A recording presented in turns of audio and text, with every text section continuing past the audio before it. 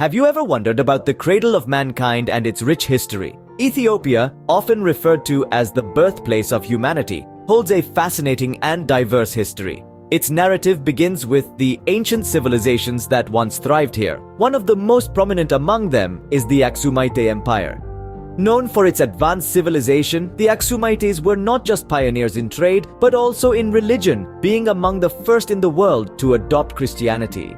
Their trade networks were vast, spanning from the Roman Empire all the way to India, making them a global power in their time. These connections facilitated cultural exchanges, contributing to the rich and diverse Ethiopian culture that we know today. As we delve deeper into Ethiopia's past, we'll discover how these ancient civilizations, with their advanced socio-economic structures and religious practices, laid the groundwork for the diverse and complex society we see in Ethiopia today.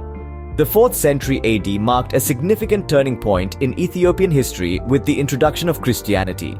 This new faith quickly found fertile ground, and by the end of the century, the Ethiopian Orthodox Tewahedo Church was established. This church, unique in its practices and theology, became a cornerstone of Ethiopian society. Its influence permeated all aspects of life, from governance and education to art and culture. The church's monastic tradition fostered a culture of learning and literacy, while its liturgical language, Ge'ez, became a symbol of national identity. Its teachings and practices, deeply rooted in the country's history and traditions, shaped the societal norms and values. And even today, they continue to have a profound impact on the Ethiopian way of life. As we explore Ethiopia's rich history further, we'll see how this religious institution acted as a unifying force in times of conflict and change. The Ethiopian Orthodox Tewahedo Church remains a central part of Ethiopian life, influencing much of its culture and traditions. The 12th and 13th centuries in Ethiopia were dominated by the rule of the Zagwe dynasty. This period was marked by an impressive architectural feat, the construction of the rock-hewn churches of Lalibela. These structures, carved directly from the earth, are a marvel to behold, showcasing the extraordinary craftsmanship and ingenuity of their creators. Each church is a labyrinth of tunnels and chambers, many of which are adorned with meticulously detailed religious frescoes. But the Zagwe dynasty was not only about architecture. This era also saw a flourishing of Ethiopian literature and art, with the creation of spiritual texts and religious manuscripts that played a vital role in the preservation and propagation of Ethiopian Orthodox Christianity. The legacy of the Zagwe dynasty is still evident today in the remarkable churches of Lalibela, a testament to Ethiopia's rich history. These ancient places of worship continue to serve as a profound symbol of Ethiopian cultural and religious identity. The 13th century saw the rise of the Solomonic dynasty. This era was marked by the reign of regional rulers, often referred to as the Age of Princes. Within this period, Ethiopia was less of a unified kingdom and more of a patchwork of rival territories, each governed by its own prince. These princes, each vying for power and supremacy, created a dynamic and complex political landscape. The Solomonic dynasty claimed descent from the biblical King Solomon, lending a divine aura to their claims of authority. But their rule was far from unchallenged. The Age of Princes was a time of political maneuvering, alliances and conflicts, as each prince sought to expand their territory and influence.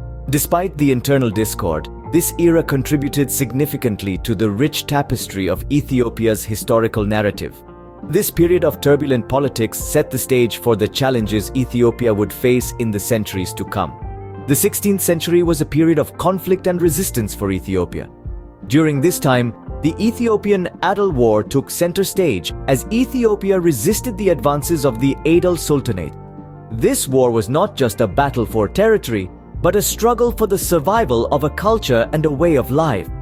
Fast forward to the year 1896, and we find ourselves at the historic Battle of Adwa. Here, Ethiopian forces under the leadership of Emperor Menelik II faced off against the Italian colonial army in a decisive showdown.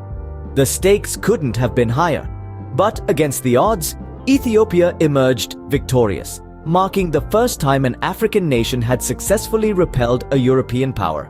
This victory was more than just a military success. It was a powerful assertion of Ethiopia's sovereignty and resilience. The Battle of Adwa remains a symbol of resistance and victory for Ethiopians, a reminder of their courage in the face of overwhelming odds. The late 19th and early 20th centuries brought colonial ambitions to Ethiopia. As European powers scrambled to divvy up Africa, Italy set its sights on Ethiopia, seeking to establish its colonial rule. This was a time of intense geopolitical competition, and Ethiopia became a prime target for Italy's expansionist aspirations. This Italian ambition culminated in the First Italo-Ethiopian War, a conflict marked by Ethiopia's fierce resistance against Italian invasion. Despite Italy's advanced weaponry, Ethiopia's strategic prowess and determination led to a decisive victory, maintaining its independence amidst a continent largely under colonial rule. However, Italy's colonial ambitions were not easily quelled. In the mid-20th century, under the fascist regime of Benito Mussolini, Italy once again attempted to occupy Ethiopia, leading to a 5-year period of occupation from 1936 to 1941. This was a time of significant hardship and resistance for the Ethiopian people, who remained resolute in their fight for sovereignty. The Italian occupation, however, was met with staunch resistance and ultimately expulsion. The reign of Emperor Haile Selassie marked a new era for Ethiopia. From 1930 to 1974, Selassie, often referred to as the Lion of Judah, strived to transform Ethiopia into a modern nation. He introduced numerous reforms, focusing on education, law, and administration. His efforts saw the expansion of infrastructure, with roads, schools, and hospitals springing up across the country. Selassie also played a key role in international affairs, advocating for Ethiopia's admission to the League of Nations. He was a strong proponent of Pan-Africanism, hosting the inaugural assembly of the Organization of African Unity in Addis Ababa in 1963. However, Selassie's reign was not without its challenges. His handling of the devastating famine in the early 1970s was widely criticized, and his autocratic rule led to discontent among the populace.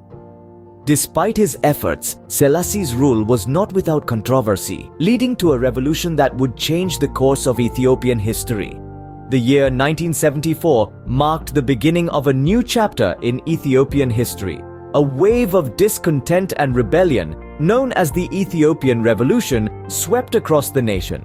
Emperor Haile Selassie, who had been the face of the Ethiopian monarchy for nearly half a century, was overthrown. The revolution marked the end of a millennia-long rule by various monarchies and the beginning of Marxist-Leninist rule in Ethiopia. A military committee known as the Derg, led by Mengistu Haile Mariam, seized power. The Derg regime was characterized by its strict adherence to Marxist-Leninist ideologies and a fervent desire to transform Ethiopia into a socialist state.